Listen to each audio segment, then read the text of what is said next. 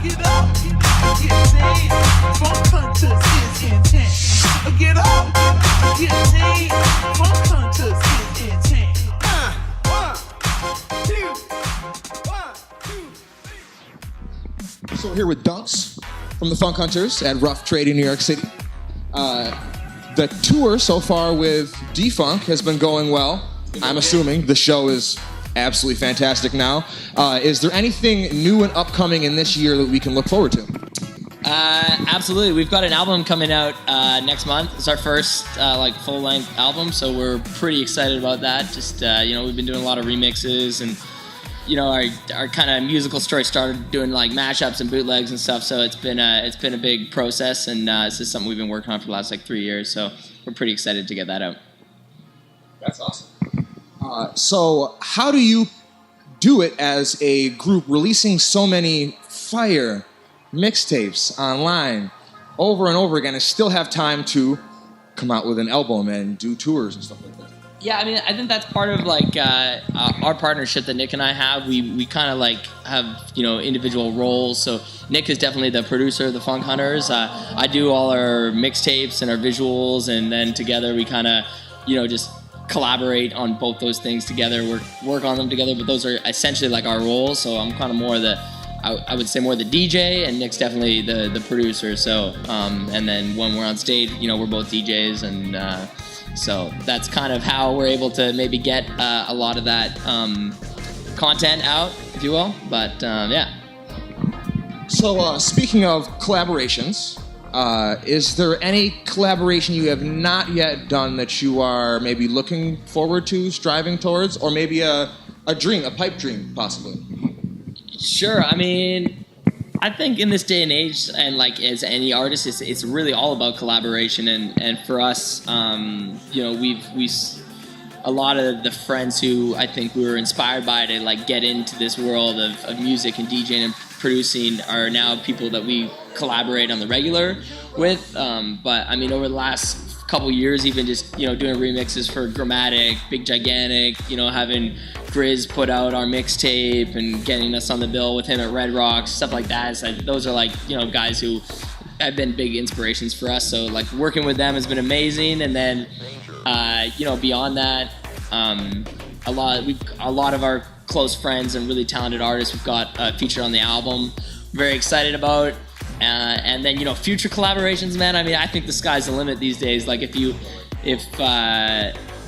I mean, there's just so many incredible artists out there, and I feel, without doing specific name dropping, I just feel it's something we're always reaching to, is just to collaborate with more people and unique people and people out of our scene. We've done some remixes over the past few years that were definitely more on the kind of pop spectrum, but it was a lot of fun, and it's cool to then you reach maybe a whole different group of people through doing that. So for us, collaboration is just all about creating art with new people and finding new inspiration through new people and friends, or friends, or just people that we're fans of too. So it's yeah. Awesome. One of my favorite all-time collaborations is with Charlie Tuna. Oh yeah, there you go. Can you tell me a little bit about how you guys got hooked up together? Yeah, I mean, we're long time, Charlie Tuna, Jurassic 5 fans. I've been listening to his music since I was a kid, essentially. And we were working on some music with some friends of ours in Germany about 4 or 5 years ago now. And we basically reached out to Charlie's camp we had a track we were working on where we wanted Charlie to be on the vocal, and we had sent them a song with using one of his acapellas as a placeholder, and they heard it and they were like, this is dope, let's just re-release it as it is. So that's how Do This For You came about. That was Charlie and Telebali's song Lock Shit Down that we kind of repurposed, and it became a new song. And through that, a relationship was built, and then next thing you know, his manager was like, hey, Charlie's looking to do some new stuff and get on the road with some DJs, but you guys want to go on a tour with them? We were like, yes.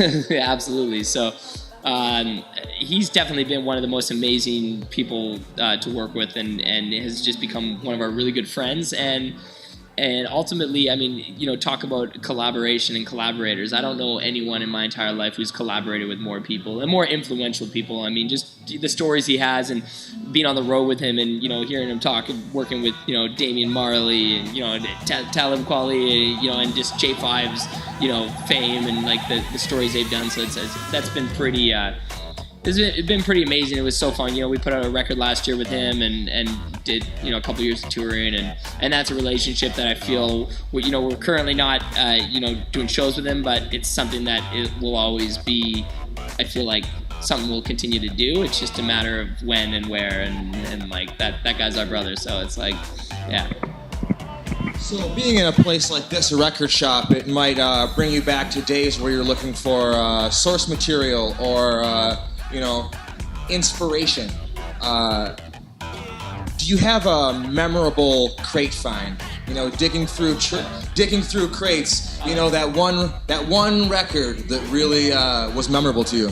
Yeah, I mean, that's a bit of a loaded question, but because it's like for me, it's never ending. I'm always digging, and like even just I was like digging for records in the record shop out front just the other day, and we were in Philadelphia, and I was like this really cool record store there, and I, sometimes it's like it would be like an album cover or the name of a song that kind of catches your eye, and we're in Philadelphia, and there's this track called Philly Cream, and I was like, Philly Cream, I gotta like listen to this shit. So I put it on the testing platter, and it was just like, it was some fire old like disco track, and I was like, this is amazing. So that for me, that was as recent as 3 days ago, and I was just like, I saw it based on the name alone, and then it ended up just being an amazing song. So but and then going back, I mean,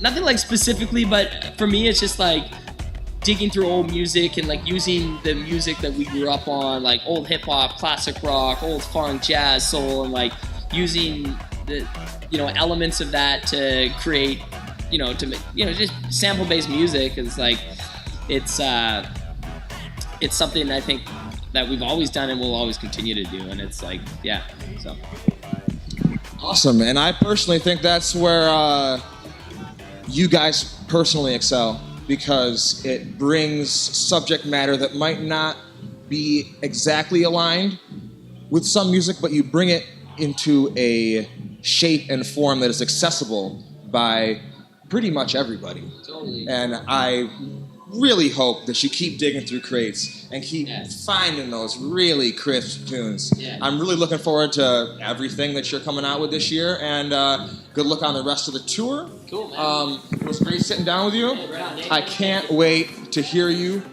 Cool. I'm just super excited, man. We're New York City. Brooklyn, Rough Trade is going to go down Friday night, man. Big up.